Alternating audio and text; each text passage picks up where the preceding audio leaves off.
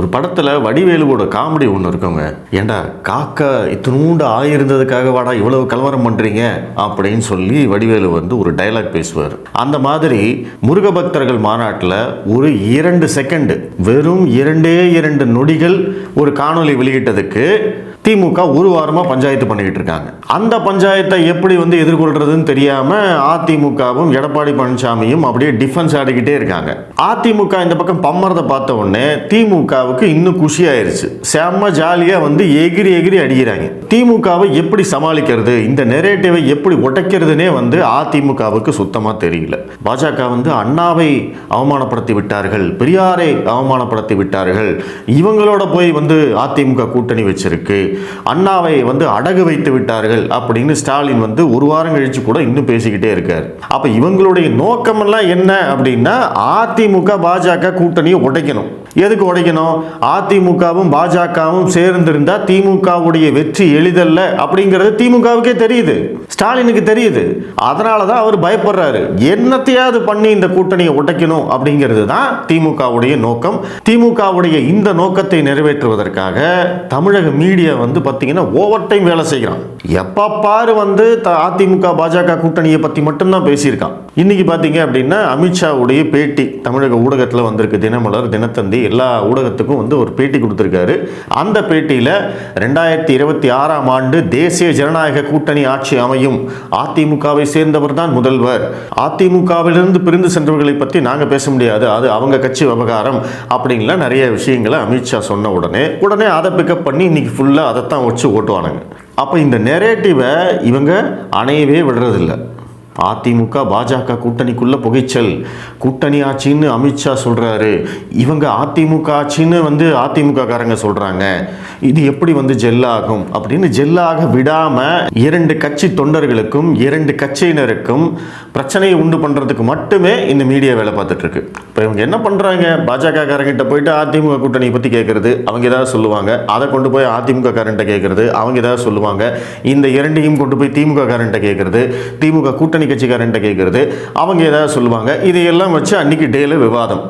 தினமும் இதே தான் பண்ணிட்டு இருக்கானுங்க. கொஞ்சம் கூட டயர்டே ஆகாமல் இவனுக்கு வேலை பார்க்குறாங்க. அப்படின்னா இந்த கூட்டணியை உடைச்சே ஆகணும் அப்படிங்கிறது அவங்களுக்கு எவ்வளவு முக்கியமானது அப்படிங்கிறத எல்லாரும் யோசிச்சுக்கோங்க. திமுகவை எப்படி எதிர்கொள்றதுன்னு தெரியாமல் அதிமுக முழிக்கிறாங்க, டிஃபென்ஸ் ஆடுறாங்க அப்படிங்கிறது உண்மை. திமுகவை எப்படி எதிர்கொள்ளணும்? திமுகவை எதிர்கொள்ளணும்னா திமுக காரன் எப்படி சிந்திப்பானோ, திமுக எப்படி திருப்பி அடிக்குமோ, திமுக எப்படி அறிக்கை கொடுப்பாங்களோ அதே மாதிரி நீங்கள் திரும்பி அடிக்கணும். இப்போ உதாரணத்துக்கு இந்த விவகாரத்தை எடுத்துக்கோங்களேன். முருகர் மாநாட்டில் அறிஞர் அண்ணா, பெரியார் இவங்களை பற்றி இந்து முன்னணியோடைய காணொலியில் ஒரு 2 செகண்ட் வந்துருச்சு. திராவிடத்தை அழிப்போம் அப்படின்னு சொல்லி இந்து முன்னணி சொல்லியிருக்காங்க. இது வந்து கொள்கை வேறுபாடு, இவங்களோட போய் நீங்கள் கூட்டணி வைக்கிறீங்களா அப்படின்னு திமுக கேட்குறாங்க. அப்போ அதிமுக என்ன பண்ணியிருக்கணும்? திமுக கூட்டணி கட்சிக்குள்ளே இருக்கக்கூடிய கொள்கை வேறுபாடுகள் அத்தனையுமே வந்து எடுத்து வெளியில் போட்டிருக்கணும். பெரியாரை பற்றி கருணாநிதி என்னவெல்லாம் பேசினாரு, முரசொலியில் என்னவெல்லாம் கார்ட்டூன் வந்திருக்கு, இவங்க எப்படியெல்லாம் திட்டிக்கிட்டாங்க, பெரியாரை வந்து ஏன் கைது செய்யவில்லை அப்படின்னு வந்து கருணாநிதி சட்டமன்றத்தில் கேட்டது எல்லாத்தையும் தூக்கி வெளியில் போட்டிருக்கணும். அதே மாதிரி பெரியார் வந்து திமுகவை பற்றியும் திமுகவினரை பற்றியும் என்னவெல்லாம் பேசினாரு, அதாங்க 21ஆம் பக்கம், அதை தூக்கி வெளியில் போட்டிருக்கணும். பாருங்கடா அப்படின்னு. கர்ம வீரர் காமராஜர் பற்றி திமுக எப்படியெல்லாம் இழிவாக பேசியிருக்காங்க, அவரை பற்றி எப்படியெல்லாம் வந்து கார்ட்டூன் போட்டிருக்காங்க, அந்த கார்ட்டூனை எல்லாம் தூக்கி வெளியில் போடணும். இப்போ திமுக காரன் கேட்பான், யோ இப்போ நடந்ததுக்கும் காமராஜருக்கும் என்னைய சம்மந்தம் அப்படின்னு கேட்டால், ஆமாண்டா நாங்கள் சம்மந்தப்படுத்திக்கிட்டோம்டா அப்படின்னு சொல்லி வெளியில் விடணும். அவர் காங்கிரஸ் தானே, காங்கிரஸை எதிர்த்து தானே திமுக ஆட்சிக்கு வந்தது, அன்னைக்கு காங்கிரஸை எப்படியெல்லாம் விமர்சனம் செய்தது அப்படிங்கிறத எடுத்து போடணும். வரலாறு அன்னியிலேருந்து இன்னி வரைக்கும் காங்கிரஸை பற்றி திமுக என்னவெல்லாம் விமர்சனம் வைத்ததோ எல்லாத்தையும் தூக்கி போடணும்.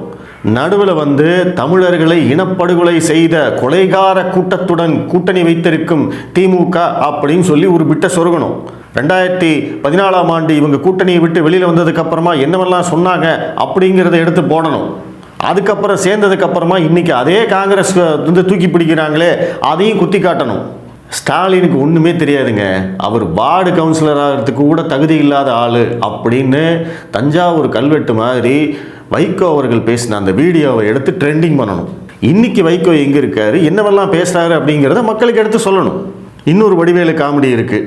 என் ஃபேமிலியை பற்றி அவன் வந்து அசிங்கமாக பேசுவான், அவன் ஃபேமிலியை பற்றி நான் ரொம்ப அசிங்கமாக பேசுவேன், இது வந்து எங்களுக்குள்ள ஒரு ஹாபியாகவே செஞ்சுக்கிட்டு இருக்கோம் சிம்ரன் அப்படின்னு சொல்லி வடிவேலு ஒரு படத்து டைலாக் இருக்கு இல்லையா, அந்த டைலாக்குக்கு வந்து ஒரு எடுத்துக்காட்டு வேணும் அப்படின்னா அது வந்து திமுகவும் கம்யூனிஸ்ட் கட்சியும். திமுகவை பற்றி கம்யூனிஸ்டுகள் என்னவெல்லாம் பேசியிருக்கிறார்கள், கம்யூனிஸ்ட் கட்சியை பற்றி திமுகவும் கருணாநிதியும் என்னவெல்லாம் விமர்சித்திருக்கிறார்கள், எல்லாத்தையும் எடுத்து வெளியில் போடுங்க. இன்னைக்கு அவங்கெல்லாம் ஒன்றா கூட்டணியில் இருக்காங்க. அதே மாதிரி இன்னைக்கு திருமாவளவன் விடுதலை சிறுத்தைகள் கட்சியில் இருந்துக்கிட்டு திமுகவையும் கலைஞரையும் எப்படியெல்லாம் விமர்சனம் பண்ணியிருக்காரு அப்படிங்கிறத வரலாறு எடுத்து போடுங்க. இன்னைக்கு என்னமோ வந்து திமுகவுக்கே இவர் தான் வந்து அத்தாரிட்டி மாதிரி மவுத் பீஸ் மாதிரி பேசிக்கிட்டு இருக்காரு. இவங்களுக்குள்ள எவ்வளவு கொள்கை முரண்பாடுகள் இருந்திருக்கு, இவங்க எப்படியெல்லாம் வந்து அடிச்சுக்கிட்டு இருந்திருக்காங்க அப்படிங்கிறது தூக்கி போடுங்க. டெய்ல் பீஸாக வந்து இன்னைக்கு கமலஹாசன் டார்ச் லைட் எடுத்து உடச்சவருக்கு இன்றைக்கி வந்து எம்பி சீட்டு கொடுத்துருக்கீங்களேடா அப்படின்னு எக்ஸ்ட்ரா ஒரு பிட்டை சொருகுங்க. இது எல்லாத்தையும் எடுத்து போட்டு, ஏன்னா நீங்களே வந்து கூட்டணி வச்சுட்டு இருக்கிற போது நாங்கள் கூட்டணி வைக்கிறதுல என்னடா தப்பு அப்படின்னு கேட்டு ஆட்டையை கலைக்கிறத விட்டுவிட்டு ஒரு வாரமாக டிஃபென்ஸ் ஆடிக்கிட்டே இருந்துட்டு நாங்கள் அண்ணாவை விட்டு கொடுப்போமா, நாங்கள் பெரியாரை விட்டு கொடுப்போமா அப்படின்னு எடப்பாடி ஒரு பக்கம் பேசுகிறாரு. அண்ணாவையும் பெரியாரையும் அவமானப்படுத்தினால் நாங்கள் பார்த்து கொண்டு இருக்க மாட்டோம் அப்படின்னு அதிமுக பேசுகிறாங்க. இதெல்லாம் எவன் கேட்டான்? அதான் நடந்துருச்சு இல்லை, நடந்ததை மாற்ற முடியுமா? அப்போ அதை எப்படி சரி பண்ணணும், எப்படி டேமேஜ் கண்ட்ரோல் பண்ணணும் அப்படிங்கிறத மட்டும்தான் பேசணும். ஆனால் இவங்களுக்கு வந்து திமுகவை எதிர்க்கிறதுக்கு துணிவே இல்லை. திமுகவை எப்படி வந்து டேக்கிள் பண்ணணும் அப்படிங்கிறதே இவங்களுக்கு தெரிய மாட்டேங்குது. அதுதான் இங்கே இருக்கக்கூடிய பிரச்சனை. ஏன் வந்து அண்ணாமலையை பார்த்து பயப்படுறாங்க அப்படின்னா, அண்ணாமலை இதைத்தான் செய்கிறாரு. நல்லா யோசிச்சு பாருங்கள். திமுக எதையாவது வந்து பேசினாங்க அப்படின்னா வரலாறு தூக்கி போட்டுருவார். நீ அன்னைக்கு இப்படி பேசினல்ல, இன்னைக்கு ஏன் மாற்றி பேசுகிற அப்படின்னு போட்டால் முடிஞ்சுது. அதுக்கப்புறம் திமுககாரன் எவனுமே வாயை திறக்க மாட்டான். அதனால தான் வந்து அண்ணாமலை பேசுகிறதுக்கு பதில் சொல்கிறதுக்கே வந்து திமுககாரன் பயப்படுறான். அப்படி செய்யணும் அரசியல், அதுதான் அரசியல். ஆனால் எடப்பாடி பழனிசாமிக்கு எந்த ஐடியாவுமே இல்லாமல் தான் அரசியல் பண்ணிக்கிட்டு இருக்காரு. இவங்க வந்து அண்ணாவையும் பெரியாரையும் எம்ஜிஆரையும் ஜெயலலிதாவையும் அவமானப்படுத்தி விட்டார் அப்படின்னு திரும்ப திரும்ப ஒரே நெரேட்டிவுக்குள்ளே கொண்டு போயிட்டு இருக்காங்க. அதிமுக பாஜக கூட்டணி உடைஞ்சதுக்கு காரணமாக இவங்க என்ன சொல்கிறாங்க? எம்ஜிஆரை பற்றியும் ஜெயலலிதாவை பற்றியும் அண்ணாமலை அவர்கள் தவறாக பேசிவிட்டார் அப்படின்னு சொல்கிறாங்க. நல்லா யோசிச்சு பாருங்க. ஜெயலலிதா அவர்கள் ஊழல் குற்றச்சாட்டால் சிறைக்கு போனது உண்மை, அவர் மேலே வழக்கு இருந்தது உண்மை. அந்த உண்மையை சொன்னதுக்கு தான் அது எப்படி நீ சொல்லலாம், அவமானப்படுத்திட்டாங்க அப்படின்னு குதிச்சாங்க. இன்னைக்கு வந்து அண்ணாதுரையும் பெரியாரும் இந்து மதத்தை விமர்சித்ததும் இந்து மத தெய்வங்களை வந்து இழிவுபடுத்தியதும் உண்மை. அந்த உண்மையைத்தான் இந்து முன்னணி அந்த முருகர் மாநாட்டில் காணொலியாக சொல்கிறாங்க. உடனே வந்து பெரியாரையும் அண்ணாவையும் இழிவுபடுத்தி விட்டார்கள்னு கிளம்புறாங்க. உண்மையை சொன்னதுக்கு என்னடா இழிவுபடுத்துறாங்க? ஒரு லாஜிக்கு வேண்டாமா? எந்த லாஜிக்குமே இல்லாமல் இப்படி ஒரு பிரச்சாரத்தை திமுக பண்ணிக்கிட்டு இருக்கிற போது இது வேடிக்கை பார்த்துட்டு இருக்கீங்களே அப்படிங்கிறது தான் நம்மளுடைய கேள்வி. இதே எம்ஜிஆரை பற்றியும் ஜெயலலிதாவை பற்றியும் திமுக செய்யாத விமர்சனமா? எவ்வளவு கேவலமாக, அருவருப்பாக, இழிவாக வந்து உங்க தலைவர்களை விமர்சனம் பண்ணியிருக்காங்க. அந்த திமுகவினரை பார்த்து நீங்க வந்து பங்காளிங்கன்னு சொல்லிட்டு இருக்கீங்கல்ல இன்னி வரைக்கும். ஒன்று அதிமுக இருக்கணும், இல்லை திமுக தான் ஆட்சிக்கு வரணும்னு மாற்றி மாற்றி சொல்லிக்கிட்டு இருக்கீங்கல்ல.